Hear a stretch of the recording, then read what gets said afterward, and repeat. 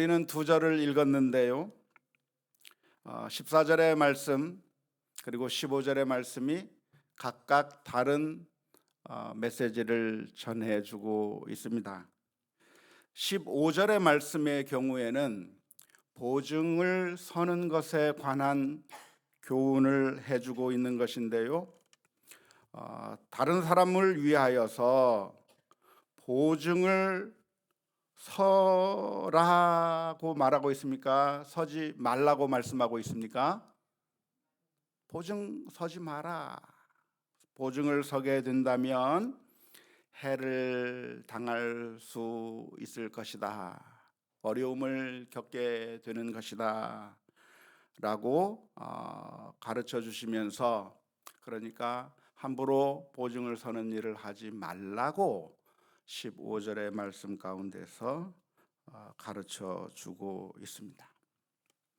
보증서는 문제에 대해서는 제가 이미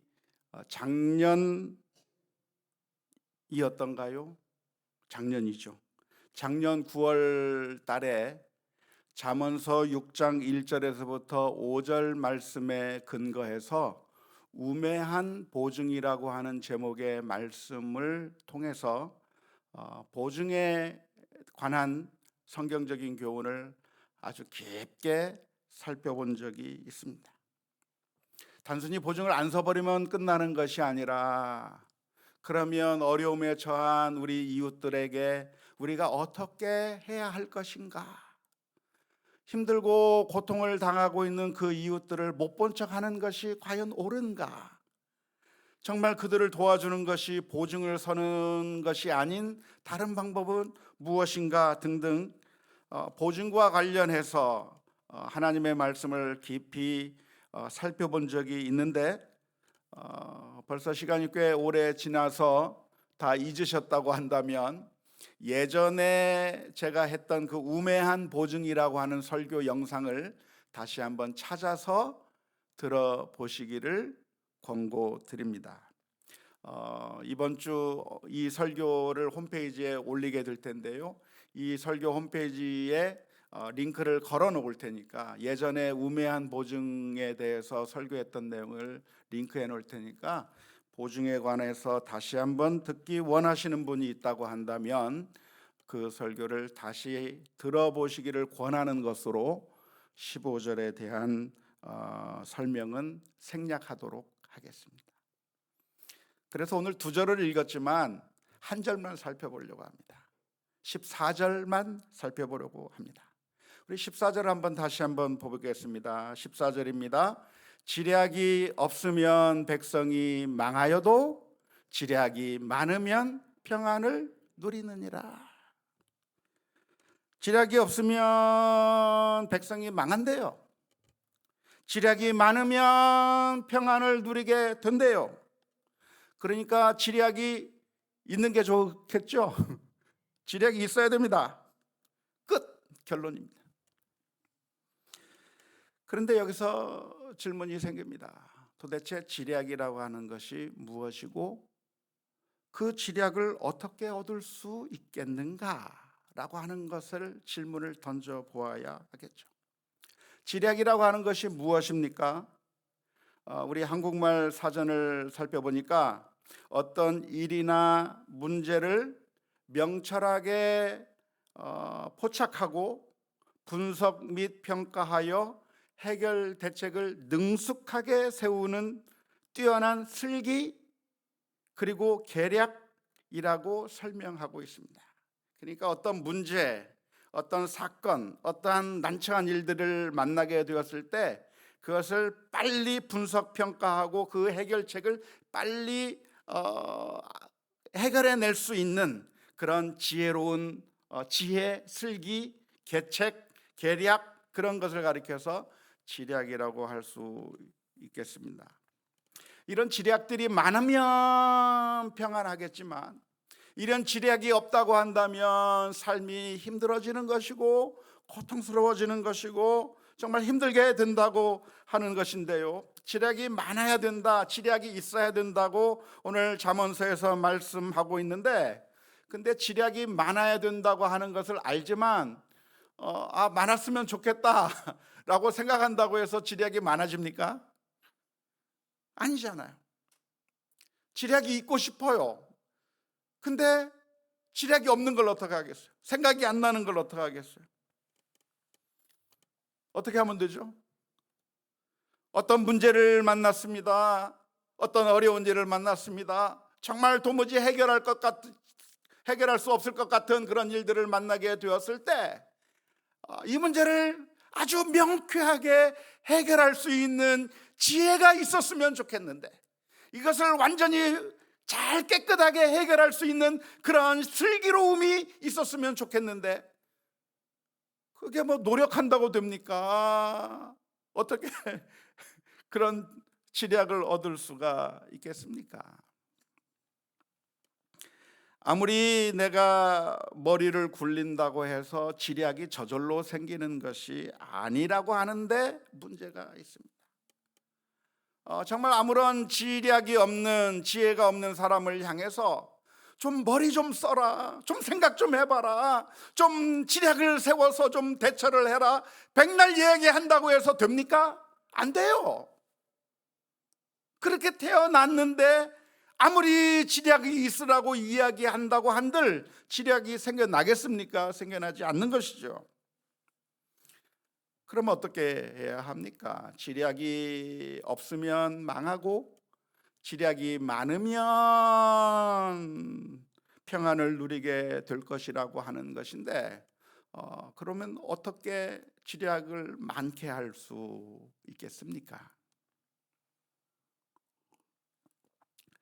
단 하나의 방법이 있습니다.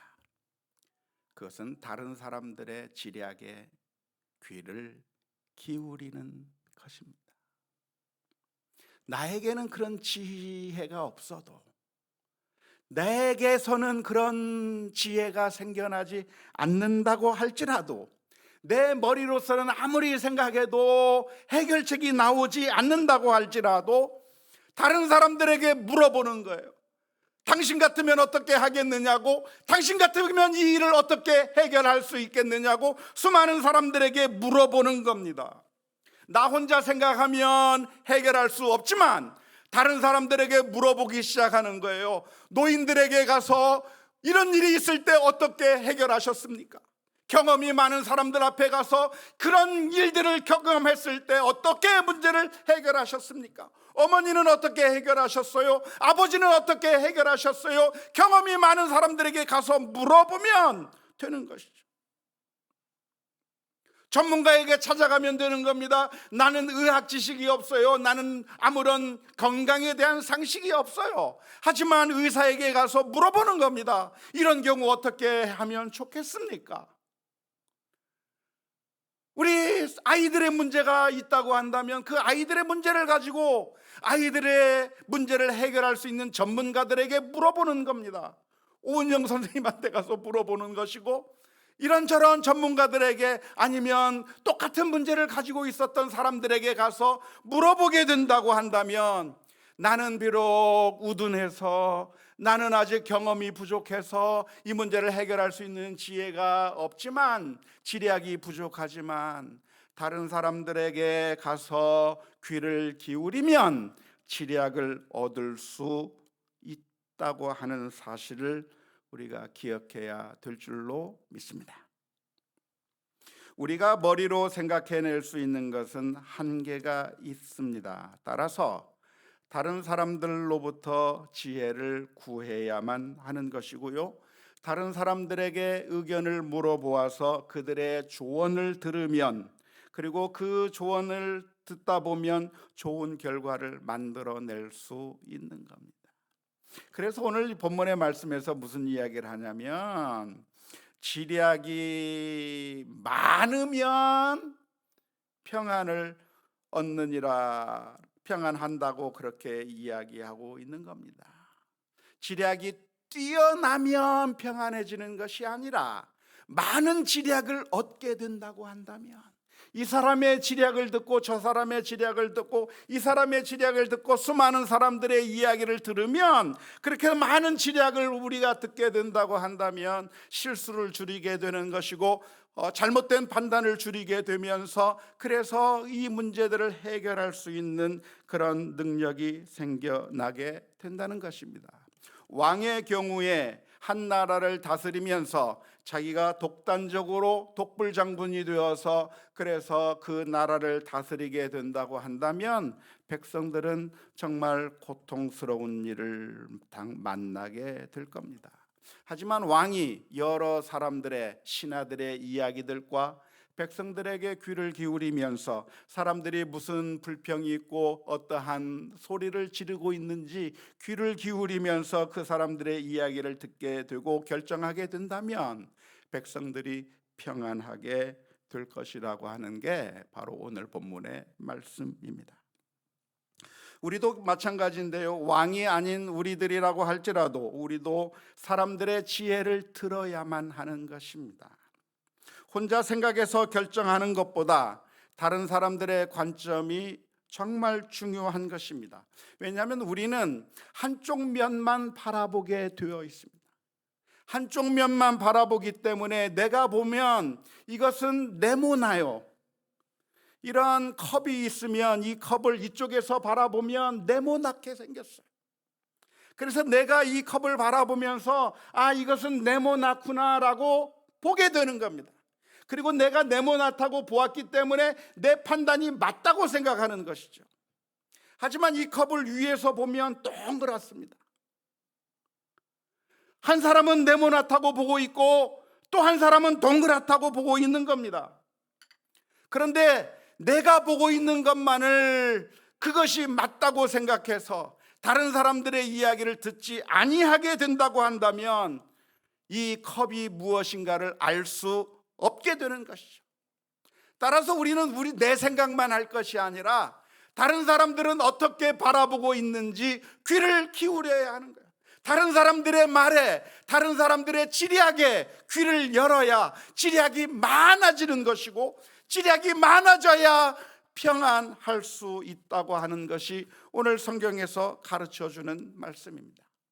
우리가 흔히 하는 이야기 가운데 소경들이 코끼리를 만지면서 코끼리가 무엇인가에 대해서 이야기하기 시작했습니다. 어떤 한 소경은 코끼리의 다리를 만지고서 코끼리에 대해서 이야기를 합니다. 이 코끼리라고 하는 것은 마치 나무 둥치와 같다. 나무 둥치처럼 커다란 둥치를 가지고 있는 것이 코끼리라고 이야기를 했습니다.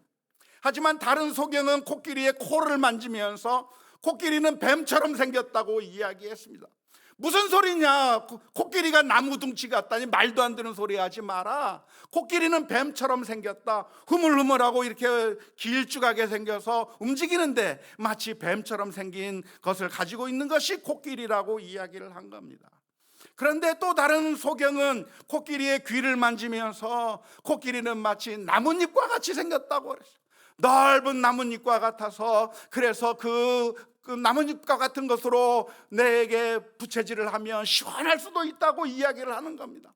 세 명의 소경이 각각 다른 이야기를 하고 있는 겁니다. 다른 한 소경은 코끼리의 배를 만지면서 이 코끼리는 마치 커다란 바위와 같다고 이야기했습니다. 코끼리가 다른 것이 아니라 커다란 바위와 같은 것이라고 이야기를 했고요. 또 다른 소경은 코끼리의 뿔을 만지면서 이 코끼리는 어떤 창과 같은 것이라고 아주 뾰족한 창처럼 생겼다고 이야기를 하고 있는 겁니다. 그 소경들이 이 코끼리를 만지면서 각각 조그마한 부분을 만져놓고 자기가 아는 것이 전부인 것이라고 생각하고 그 자신의 주장이 옳다고 확신하고 있는 것이죠. 왜? 내가 만졌으니까, 내가 경험했으니까, 이것은 내가 확실히 느낀 것이니까, 그러니까 내가 맞다고 생각하는데 이 세상에 코끼리에 대해서 딴 이야기를 하는 사람들이 있는 겁니다. 내가 경험한 것과는 정반대의 이야기를, 엉뚱한 이야기를 하는 사람들이 있어서 서로 싸우고 서로 다투는 겁니다. 그런데 코끼리가 그게 아니라 우리는 코끼리의 일부분만을 만지고 있는 것이죠. 이와 마찬가지로 우리는 진리 앞에서 우리 인간은 너무나도 조그마한 인생입니다. 우리가 어떻게 하나님의 오묘하심을 깨달을 수 있으며 우리가 어떻게 진리라고 하는 그 엄청나게 큰 진리를 우리들의 알량한 머릿속으로 다 집어넣을 수가 있겠습니까? 우리는 진리의 일부분만 볼 수밖에 없는 존재들입니다. 그래서 그 일부분만 보고 있는 우리가 내가 진리를 다 보았다고 그렇게 주장하는 것은 가장 어리석은 일이라고 할 수가 있는 것이죠. 그래서 어떻게 해야 되는가? 내가 조금만 파악할 수 있기 때문에 다른 사람들이 무슨 이야기를 하고 있는지, 다른 사람의 지략에 귀를 기울여야 되는, 다른 사람이 무슨 이야기를 하고 있나 귀를 기울여야 되는.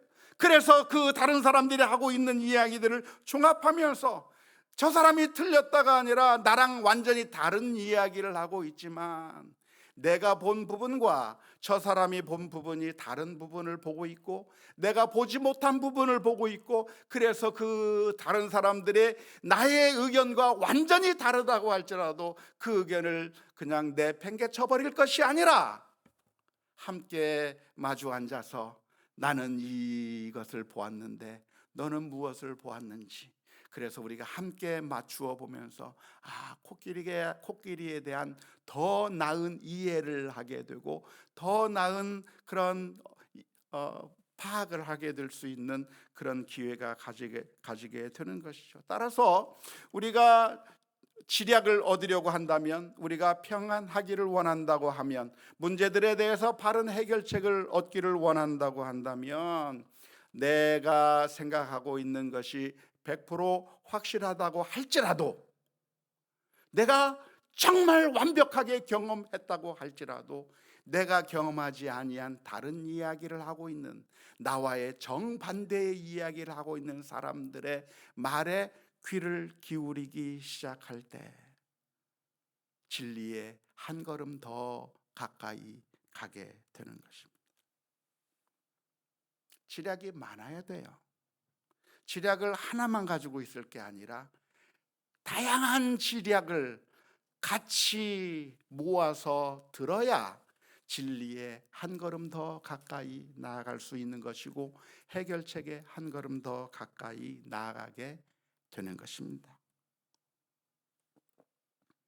안타까운 것은 우리 크리스천들은 종종 믿음이 확실하기 때문에 다른 사람들의 말에 대해서 귀를 닫아버리고 맙니다. 내가 이해한 성경 말씀, 내가 알고 있는 신앙, 내가 알고 있는 그 교리, 내가 알고 있는 그것이 전부인 줄 알고 나와 다른 이야기를 하고 있는 사람이 있으면 적대적으로 생각하고 그들을 공격하고 그들을 죽여야 될 대상이라고 생각하면서, 그래서 결국 진리에 다가가지 못하고 내가 이 컵의 한쪽 면만 보고 있다고 하는 사실을 깨닫지 못한 채 우둔한 상태에서 다른 사람들을 무시해 버리는데요, 그런 우리들을 온 세상 사람들이 바라보면서 똑같이 무시해 버리고 마는 겁니다. 이거 원인데 왜 네모라고만 이야기하느냐고 무시를 당하게 되는 것이죠. 우리 성도들이 교조주의에 빠져서 도무지 들으려고 생각하지 않는다고 한다면 결국 어떻게 되는가? 망하게 될 것이라는 겁니다. 망하게 되는 길로 가는 이유는 아주 간단합니다. 우리가 눈을 닫아버리고 귀를 닫아버려서 내가 잘못 보고 있다고 하는 것, 내가 부분적으로 보고 있다고 하는 사실을 깨닫지 못한 채, 그리고 그 부분적인 진실 속에서 죽어가게 되는 것입니다. 따라서 우리는 진리를 많이 확보하기 위해서, 지략을 더 많이 얻기 위해서 우리들의 마음을 겸손하게 내려놔야 돼요. 우리들이 진리 앞에서 겸손해져야 되는 거예요. 내가 일부만 볼 수 있구나, 내가 전체를 깨닫고 있는 것이 아니라 약간 내 모습만을 보고 바라보고 있고 저 뒤의 모습은 보지 못하고 있구나, 내가 보지 못하는 그런 부분이 있다고 하는 사실을 내가 겸손하게 인정하고 사람들 앞에서 내가 옳다고 주장하는 것이 아니라 내가 생각하는 것이 극히 일부분이며 다른 사람들이 진리를 보고 있을 수 있다고 하는 사실을 인정하며 겸손하게 엎드리는 것이 지략이 많아지는 길이고, 그 지략이 많아져야 평안함을 얻을 수 있으며 문제를 해결할 수 있다고 하는 사실을 우리 모두가 기억할 수 있기를 주님의 이름으로 축원합니다. 우리 주님께서 우리 성도들을 교회라고 하는 공동체로 불러주셨습니다. 우리가 신앙생활할 때 신앙생활의 핵심은 다른 사람들 앞에서 신앙생활하는 것이 아닙니다. 바리새인들은 사람들 앞에서 보이려고 신앙생활을 했기 때문에 그들은 망할 수밖에 없었는데요. 그래서 신앙생활에 아주 중요한 것이 무엇이냐면 하나님 앞에서 내가 단독자로 서는 것이 그게 신앙생활의 핵심입니다. 다른 사람들을 보고 다른 사람들의 이목이 두려워서 체면 때문에 신앙생활을 하는 것은 순 엉터리고요. 하나님 앞에서 단독자로 서서 하나님 앞에 나아가는 것이 그게 진짜 신앙생활이라고 말할 수 있습니다. 그런데 신앙생활의 핵심이 바로 하나님 앞에 내가 단독자로 서는 것이 신앙생활인데, 우리 주님께서는 그런 우리들을 교회라고 하는 공동체로 불러주셨습니다. 우리를 교회라고 하는 공동체로 불러주신 이유가 무엇입니까? 그것은 우리가 모두가 다 완벽하지 않기 때문에 그렇습니다. 깨닫는 것이 얄팍하고 부족하고 제대로 깨닫는 것이 없기 때문에 우리들의 이해는, 우리들의 지략은 다른 사람들의 이해와 지략에 의해서 교정받아야 되고 수정받아야 되고 보완되어야만 하기 때문에 우리가 함께 신앙의 공동체를 이루어서 함께 신앙생활을 해나가는 가운데 영적으로 같이 성숙해질 수 있기 때문에 우리를 교회라고 하는 공동체로 불러주신 것입니다. 전도서 4장 9절에서부터 12절 말씀에 보면 이렇게 기록합니다. 두 사람이 한 사람보다 나음은 그들이 수고함으로 좋은 상을 얻을 것임이라. 혹시 그들이 넘어지면 하나가 그 동물을 붙들어 일으키려니와 홀로 있어 넘어지고 붙들어 일으킬 자가 없는 자에게는 화가 있으리로다. 또 두 사람이 함께 누우면 따뜻하거니와 한 사람이면 어찌 따뜻하리야. 한 사람이면 패하겠거니와 두 사람이면 맞설 수 있나니 세 겹줄은 쉽게 끊어지지 아니하느니라.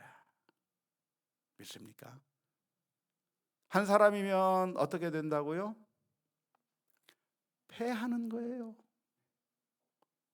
한 사람이면 어떻게 돼요? 망하는 거예요.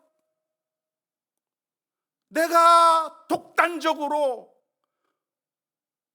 독불장군처럼 행동하면, 내가 맞고 내가 생각하는 것이 맞다고 생각하면, 교만한 마음 가운데 있으면 망하게 되는 겁니다. 하지만 두 사람이 되고 세 사람이 되고 신앙의 공동체를 이루어서 내가 하나님의 말씀을 읽는 가운데 이렇게 깨달은 것이 내가 잘못 깨달을 수 있구나라고 하는 사실을 교정받아야 하는 것입니다. 내가 하나님의 말씀을 읽고 이것이 진리인 줄 알았는데 하나님의 말씀의 다른 면을 내가 보지 못했었구나. 우리가 신앙의 공동체를 이루어서 함께 신앙생활을 해가는 가운데 서로가 서로에게 좋은 선한 영향력을 끼쳐서 내가 보지 못한 것을 다른 사람들이 보고 다른 사람이 보지 못한 것을 내가 보아서 서로 보완해주고 그리고 함께 진리를 향해서 나아가게 될 때 성공할 수가 있는 것입니다. 그래서 우리 주님께서는 우리 교회로 해석 공동체로 우리들을 불러주신 것이죠. 우리가 성경을 읽고 이해한 것이 잘못 이해했을 수가 있는 겁니다. 그래서 해석 공동체에 귀를 기울여야 하는 것이죠. 다른 사람은 똑같은 본문을 읽고 어떻게 이해했는지 겸손하게 귀를 기울여야 하는 것이죠. 그렇지 아니하면 내가 아무런 도움을 받지 않는다고 하면 전혀 잘못된 길로 성경을 사용하고 있으면서도 전혀 잘못된 방향으로 나갈 수 있기 때문에 그래서 우리는 해석 공동체가 필요한 것이고 우리 모두가 함께 같이 신앙생활을 해 나가야 하는 것입니다. 뿐만 아니라 모든 결정을 할 때 어떻게 결정해야 되는가? 나 혼자 생각하고 나 혼자 고민하고 혼자 나 홀로 있다가 그렇게 해서 내가 결정해서 밀어붙이는 게 아니라, 혼자 결정할 것이 아니라 어떻게 결정해야 됩니까? 같이 의논하고 같이 대화하고, 그래서 내가 보지 못했던 것이 무엇인지를 물어봐야 되는 거예요. 하나님께서 우리를 부부로 만드셨어요. 태초에 하나님께서 세우신 규례 가운데 하나가, 세 가지 규례 가운데 하나가 결혼의 규례입니다. 하나는 노동의 규례이고, 또 하나는 안식의 규례이고, 또 하나가 이 결혼의 규례라고 하는 것인데, 태초에 만드신 이 세 가지 법칙이, 이 규례가 그 중에 하나가 바로 인간을 이 부부로 짝지어 주신 것이라고 할 수가 있겠는데요. 왜 하나님께서는 그냥 남자 혼자 살아가게 만들지 않고 여자 혼자 살아가게 만들지 않고 이렇게 같이 살아가게 만들어 주셨습니까? 그것은 서로 보완하고 도우라고 하는 것이죠. 남편과 아내가 같던가요? 생각하는 것이 완전 정반대던가요? 완전 반대예요. 왜 그렇게 반대인지 모르겠어요.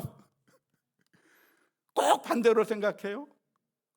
왜 반대로 생각할까요? 그래야 온전하게 볼 수 있기 때문에. 똑같이 보면 망하는데 다르게 보기 때문에 보완하고 완충하고 모든 것들을 다 살펴보아서 실수하지 아니하도록 만들어주는 방법인 것이죠. 그래서 아내의 말을 잘 들어야 됩니다. 믿습니까? 한번 따라서 해봅시다. 아내의 말을 잘 듣자. 이런 얘기하면, 목사님 왜 남편 말을 잘 듣자는 얘기는 안 합니까? 물어보시는 분이 계셔요. 보니까 아내분들은 말 안 해도 잘 들어요. 남자들이 문제지. 자기들이 옳은 줄 알고 그냥 자기 멋대로 하려고 하는 그런 게 문제란 말이에요. 서로 남편과 아내가 이야기하면서 나는 이렇게 생각하는데 당신은 어떻게 생각하느냐 이야기하면서 같이 의논해야 되는 거예요. 뿐만 아니라 누구의 이야기도 들어야 돼요. 부부가 이야기할 뿐만 아니라 누구의 이야기도 더 들으면 좋겠습니까? 우리 아이들의 이야기도 들어야 돼요. 그 아이가 3살짜리 꼬마애든지 5살짜리 꼬마애든지 아직 세상 물정 모르고 아무것도 모르는 어린아이라고 할지라도 아빠 생각에는 이렇고 엄마 생각에는 이런데 너의 생각은 무엇이냐고 그 아이에게 물어야 해요. 왜냐하면 그 꼬마아이는 어른들이 보지 못하는 또 다른 것을 바라보고 있기 때문에 그래요. 꼬마아이들이 틀린 것이 아니라 그 꼬마아이들이 우리 어른들이 보지 못하는 새로운 그 측면을 바라보고 있기 때문에 우리 가정으로 불러주신 하나님의 섭리를 기억하면서 우리 꼬마 아이들에게 물어봐야 되고, 또한 우리 부모님들에게도 물어봐야 되고, 친구들에게도 물어봐야 되고, 수많은 사람들에게 더 많이 물어보면 물어볼수록 실수를 적게 하고 우리가 평안의 길로 갈 수 있게 되는 줄로 믿습니다. 미국에 가보니까요, 정말 그래요. 부모님들이 이야기를 하는 가운데 애들은 가라가 아니라 아이들도 같이 앉혀놓고 처음부터 아이들과 함께 이야기를 하는 거예요. 아빠가 직장을 옮기고 싶은데 내가 이 직장을 옮겼으면 좋겠니? 안 옮겼으면 좋겠니? 아내랑 이야기하는 가운데, 그런데 부부만 이야기하고 있는 것이 아니라 처음부터 꼬마아이를 앉혀놓고 같이 이야기를 하는 거예요. 그 아이에게 아빠가 직장에서 이런 일 때문에 고생이 많고 이런 일 때문에 스트레스도 많이 받고 그래서 직장을 어떻게 옮기고 싶은데 그런 이야기를 아이들과 공유하면서 네 생각에는 어떻게 생각하느냐, 아이들의 이야기에 귀를 기울이는 거예요.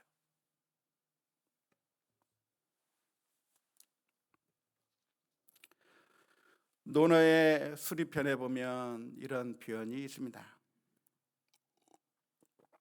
삼인행 필류 아사언 택기선자 이종지 기불선자 이계지. 무슨 뜻인지 다 아시죠? 세 사람이 길을 가면 거기에는 반드시 내가 배울 선생님이 계시는데, 착한 사람이 착한 점이 있다고 한다면 그것은 따르면 되는 것이고, 착하지 않은 것이 있다고 한다면 그것을 고쳐야 하는 것이다.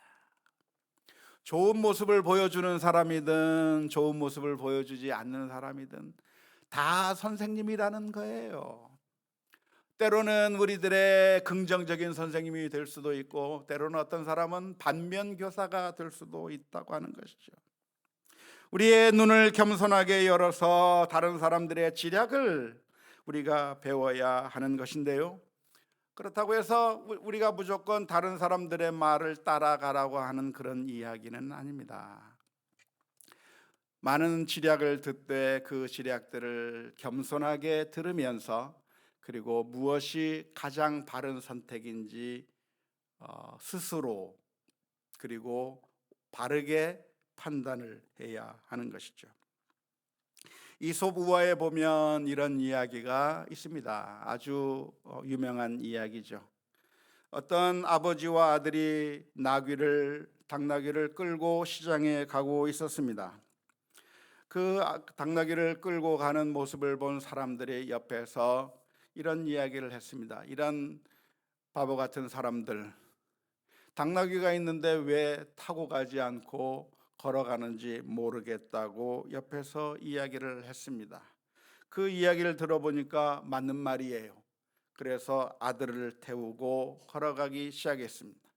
그랬더니 옆에서 또 이야기를 합니다. 저런 젊은이는 나귀를 타고 가고 노인은 걷게 하다니 이런 경우가 있는가 하면서 한마디 했습니다. 그러자 그것도 맞는 말이다 생각해서 서로 바꿨습니다. 이번에는 아버지가 타고 아들은 내렸습니다. 그렇게 한참 가다 보니까 또 옆에서 이야기를 합니다. 저런 나쁜 부모가 있나? 어른은 자기가 편하자고 나귀를 타고 가고 아들은 저렇게 걸어가게 만들다니 부모가 나쁘다고 이야기를 했습니다. 그러자 그것도 맞는 말이다 생각해서 이번에는 아버지와 아들이 나귀 위에 타게 되었습니다. 그리고 가니까 사람들이 비난하기 시작했습니다. 저 나귀가 얼마나 불쌍하냐, 저 나귀에게 두 사람이 타서 저렇게 나귀를 힘들게 만들고 있다고 그렇게 비난을 했습니다. 그러자 그 말도 맞는 말이다 생각해서 두 사람이 나귀를 매달고 시장을 향해서 가는 겁니다. 아빠와 아들이 나귀를 막대기에 매달고 나귀를 끌고 가다가 다리를 건너다가 나귀가 몸부림치는 바람에 강에 빠졌다고 하는 이솝 우화가 있습니다. 수많은 지략들, 수많은 지혜들, 수많은 사람들의 말들이 다 천차만별인데, 그러면 누구의 말대로 따라하는 것이 옳을까요? 수많은 이야기들을 듣게 된다고 하면 그러면 누구의 말에 비중을 두어야 할까요? 내가 생각한 대로 하는 것이 좋겠습니까? 아내가 말한 대로 하는 것이 좋겠습니까? 부모님이 말한 대로 따르는 게 좋겠습니까? 자녀가 말한 것을 따라가는 것이 좋겠습니까? 목사님이 말한 걸 따라가는 것이 좋겠습니까? 누구의 이야기를 따라가는 것이 제일 좋을까요? 다 의견이 다르면 누구의 뜻을 따라가는 게 제일 현명한 일이죠? 그런 경우 없습니까?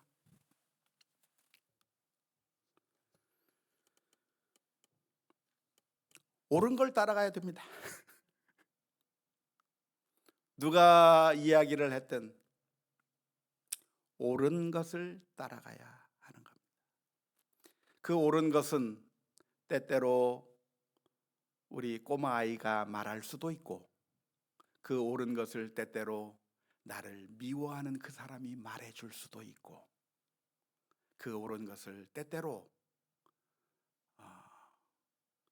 이웃집 사람이 말해줄 수도 있고, 때로는 부모님이 말해줄 수도 있고, 때로는 아내나 남편의 입을 통해서 말해줄 수도 있습니다. 고민을 해야 되는 것이죠. 지략을 다 듣고 함께 고민하는 가운데 그 수많은 이야기들 가운데 어떠한 것을 따라가는 것인지 진지하게 고민하면서 그 가운데 가장 좋은 길을 따라가야 하는 것입니다.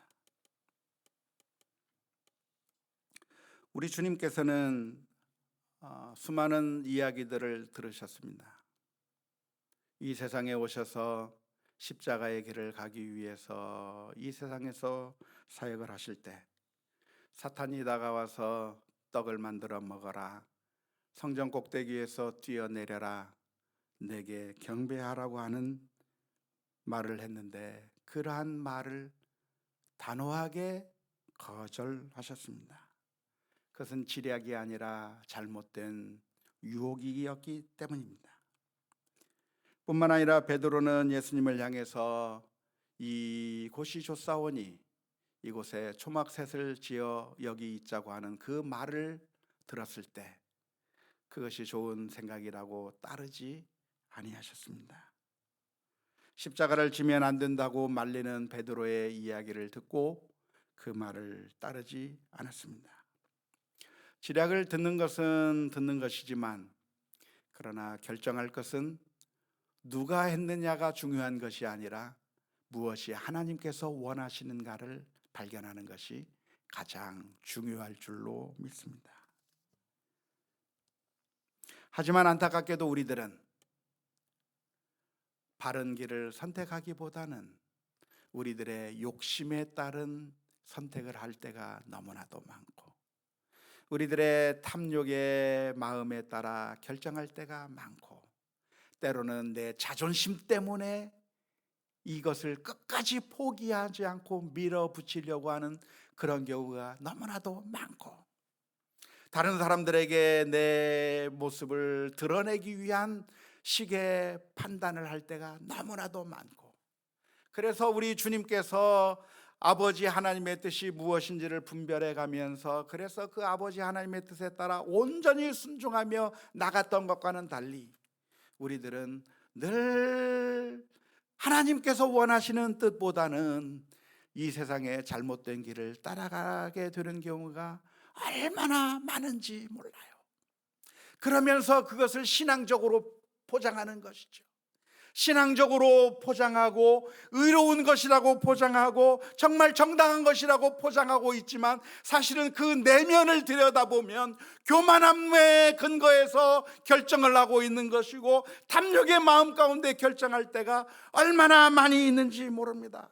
그게 우리들의 어리석음이고 지략을 있음에도 불구하고 그 지략을 없게 만드는 결정이어서 결국은 우리가 망할 수밖에 없는 그런 결정을 내릴 때가 얼마나 많은지 모릅니다. 그게 우리들의 약점이고 그게 우리들의 허물이에요. 그래서 오늘 저와 여러분들에게 예수님이 필요한 겁니다. 주님께서 우리의 그 연약함, 우리들의 더러운 죄성을 지시고 십자가 위에서 피 흘려 주심으로 말미암아 우리를 구원해 주셨기에 우리가 다시 한번 주님 앞에 나아가 엎드려 기도하면서 주님, 저희들에게 은혜를 베풀어 주시옵소서. 하나님의 뜻이 무엇인지 분별할 수 있게 해주시고 하나님께서 기뻐하시는 것이 무엇인지를 발견하면서 수많은 지략 가운데서 하나님의 뜻이 무엇인지 온전히 분별하여 따라갈 수 있게 해달라고 하나님 앞에 엎드려 기도하는 가운데 주님의 뜻에 맞는 바른 판단을 해나가는 우리 모두가 다 될 수 있기를 주님의 이름으로 축원합니다.